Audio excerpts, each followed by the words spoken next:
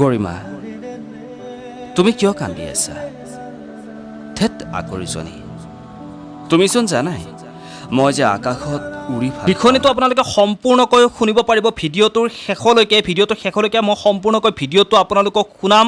পত্নী গৰিমালৈ জুবিন গাৰ্গৰ বিশেষ লেখা। হয়, এক বিশেষ লেখা। এই বিশেষ লেখাই কিন্তু বৰ্তমান সময়ত সকলোকে আৱেগিক কৰি তুলিছে। লিখনিটো শুনাৰ পিছত আপোনালোক সকলো আৱেগিক হৈ পৰে, যিহেতু অসমৰ বৰ্তমান যি পৰিস্থিতি, যি অনাকাংক্ষিত পৰিস্থিতি, যি পৰিস্থিতিৰ কথা কোনেও কল্পনাই কৰা নাছিল, সেই পৰিস্থিতিৰ মাজতে এক বিশেষ লিখনি বৰ্তমান সময়ত মই আপোনালোকক শুনাব বিচাৰিছোঁ। এই লিখনি জুবিন গাৰ্গৰ অনুৰাগী দীপক কুমাৰ নামৰ জুবিন গাৰ্গক মনে প্ৰাণে ভাল পোৱা এজন অনুৰাগী এই লিখনি তেওঁ লিখি পঠিয়াইছে। তেওঁ শিৰোনাম দিছে পত্নী গৰিমা শইকীয়ালৈ জুবিনৰ লেখা।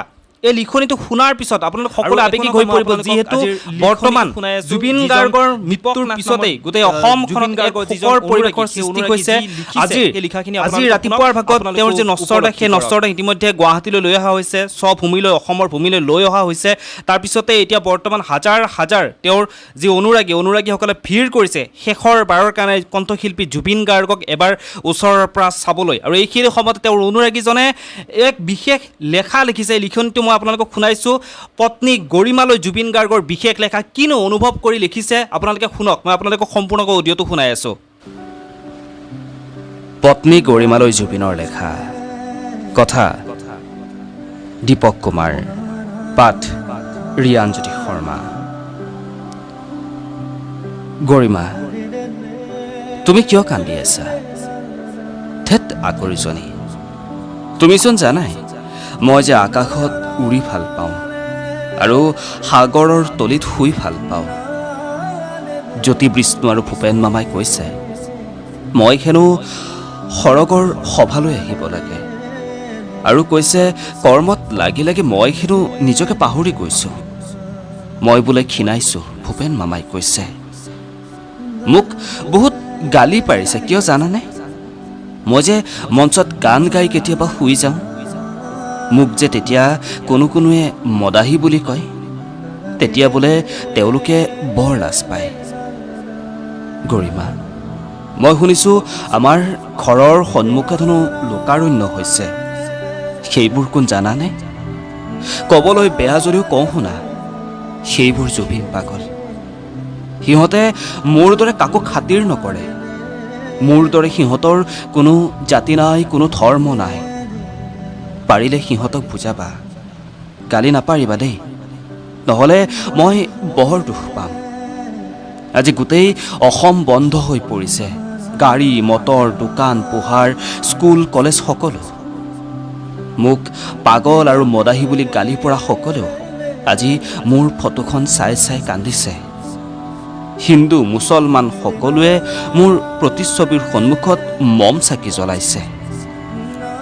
মা আৰু জংকীয়ে এইবোৰ চাই চাই মোক সাৱটি ধৰিছে। গৰিমা, তোমাক এৰি ছিংগাপুৰলৈ আহিলোঁ।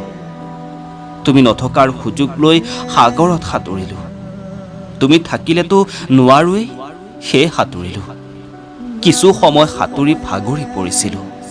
এবাৰ নাওখনত উঠিব চেষ্টা কৰিছিলোঁ, কিন্তু নোৱাৰিলোঁ, পৰি গ'লোঁ পানীত। মই বন্ধুকেইজনক মাতিছিলোঁ, সম্ভৱতঃ সিহঁতে নুশুনিলে।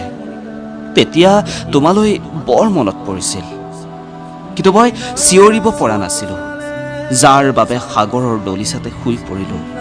লগে লগে মোক মা, জংকী আৰু ভূপেন মামাই লৈ আহিল। ইয়াত আহি আচৰিত হ'লোঁ। জয়ন্ত দা, দীপালী বা, খগেন খুৰা, অৰ্চনা বা সকলোকে লগ পালোঁ। ভিতালীয়েতো মোক দেখি আনন্দতে সাৱটি ধৰিছে। তুমি চিন্তা নকৰিবা, কেইদিনমান অপেক্ষা কৰা মাথো।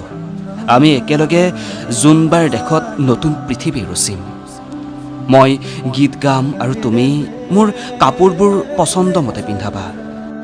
মাথো থকা দিনকেইটা তুমি দেউতাৰ লগতে আমাৰ সেই কুকুৰ, বান্দৰ, ছাগলী আৰু চৰাই চিৰিকটিকেইটাক চাবা। ঘৰলৈ কোনোবা আহিলে সহায় কৰিবা। ৰাজাহঁতক পাহৰি নাযাবা। আৰু এটা কথা শুনা, মোৰ শদেহটো পাৰিলে গুৱাহাটীতে জ্বলোৱাৰ ব্যৱস্থা কৰিবা। গুৱাহাটীখন মোৰ বৰ প্ৰিয়। তোমালৈ আকৌ অনুৰোধ, কান্দি নাথাকিবা দেই। মই কিন্তু বহুত বেয়া পাম।